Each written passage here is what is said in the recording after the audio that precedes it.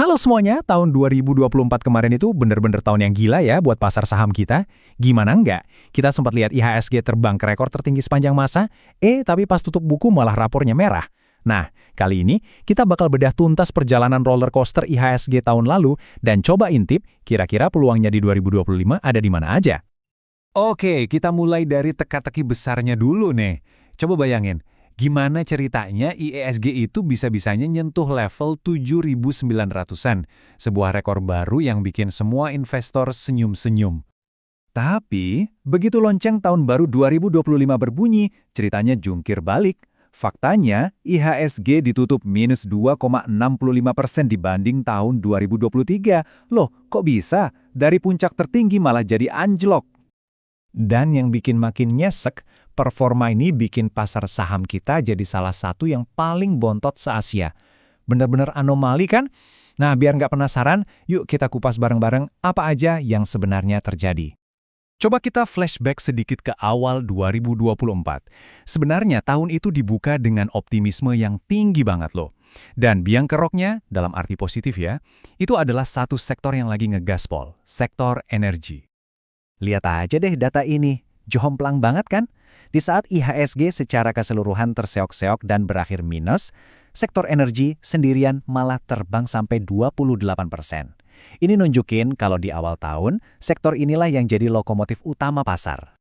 Pemicunya ada banyak. Harga komoditas andalan kita, kayak batu bara sama nikel itu lagi mahal-mahalnya. Terus, isu global soal transisi ke energi hijau juga kasih sentimen positif luar biasa. Nah, kombinasi maut inilah yang bikin saham-saham kayak DSSA dan AMAN naik gila-gilaan.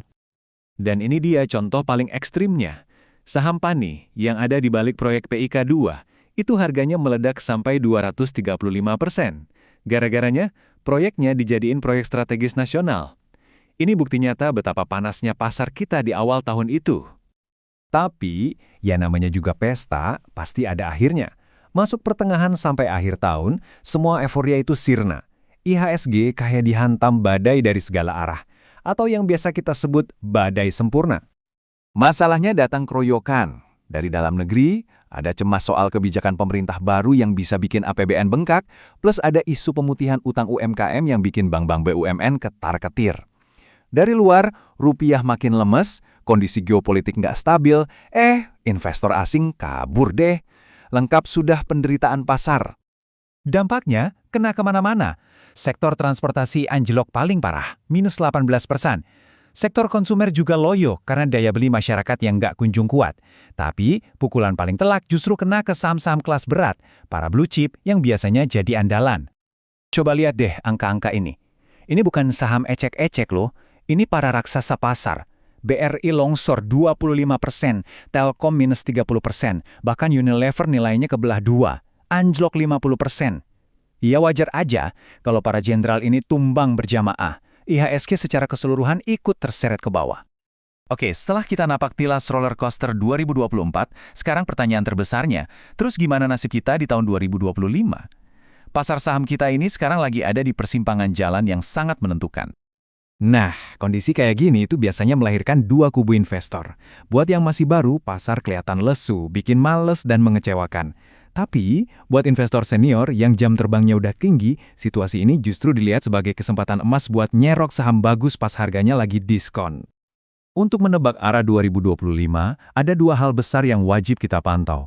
Dari panggung global, kebijakan suku bunga Bank Sentral Amerika, The Fed, itu jadi kunci utama aliran dana asing. Sementara dari dalam negeri, kuncinya ada di stabilitas politik pasca pemilu dan arah kebijakan pemerintah yang baru. Oke, sekarang kita masuk ke bagian yang paling ditunggu-tunggu, bagian paling praktisnya. Dari semua faktor tadi, sektor mana aja sih yang punya potensi jadi juara, dan sektor mana yang mending kita hindari dulu di tahun 2025? Biar gampang, kita bagi jadi dua kelompok aja ya. Pertama, sektor-sektor yang kayaknya bakal dapat angin segar atau punya potensi bagus. Kedua, sektor yang sebaliknya, lagi menghadapi angin sakal atau banyak tantangan. Pertama ada sektor properti. Biasanya nih, kalau pemilu udah kelar, politik jadi lebih adem, ekonomi juga lebih stabil. Nah, ini bikin orang lebih pede buat beli aset gede kayak rumah. Apalagi kalau nanti Bank Indonesia turunin suku bunga. Wah, itu bisa jadi bensin tambahan. Coba deh pantau saham kayak Ciputra, BSD, dan Pakuwon. Selanjutnya, energi baru terbarukan. Isu transisi ke energi hijau ini bukan cuma omong kosong, tapi udah jadi agenda dunia. Permintaan nikel buat bahan baku baterai mobil listrik itu terus naik, dan Indonesia kebetulan rajanya nikel. Ini jelas jadi peluang besar buat saham-saham seperti MBMA dan INCO. Sektor perbankan ini menarik, tapi ada tapinya. Di satu sisi, harganya udah jauh lebih murah sekarang, dan ada harapan suku bunga bakal turun. Tapi, di sisi lain, bank BUMN kayak BRI dan Mandiri itu punya resiko dari kebijakan pemerintah yang pro-rakyat. Jadi, strateginya mungkin bisa lebih aman di bank swasta kayak BCA, sambil nyicil beli saham bank BUMN pelan-pelan buat investasi jangka panjang. Nah, sekarang kita pindah ke sektor yang perlu diwaspadai. Sektor barang konsumsi ini lagi banyak tekanannya. Inflasi bikin daya beli orang turun. Persaingan dari barang impor dan gempuran e-commerce juga makin kencang. Ini bisa jadi tantangan berat buat raksasa seperti ICBP dan Unilever. Sektor bahan dasar, terutama semen, posisinya juga lagi kecepit. Biaya energi yang mahal, ditambah serbuan semen impor yang harganya lebih murah, bikin untung mereka makin tipis. Jadi untuk sementara ini, mungkin lebih baik hati-hati dulu sama saham kayak SMGR dan INTP. Jadi, setelah kita bedah semua ini, kita kembali lagi ke pertanyaan di awal.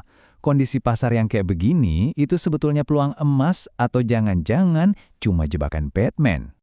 Pada akhirnya sih jawabannya balik lagi ke kacamata masing-masing. Ada yang mikir, pasar saham Indonesia lagi lemes, mending main di kripto atau saham Amerika aja yang lagi ngebut. Tapi ada juga yang justru melihat ini sebagai momen langka buat borong saham-saham bagus dengan fundamental kuat di harga obral. Nah, sekarang giliran kalian. Menurut kalian, sektor apa nih yang bakal jadi jagoan di 2025? Apa kalian tim serok bawar di IHSG? Atau malah lebih tertarik cari peluang di tempat lain kayak kripto atau saham AS? Coba tulis di kolom komentar ya. Makasih banyak udah nonton, sampai jumpa di video berikutnya, dan semoga cuan banyak di 2025. Bye-bye!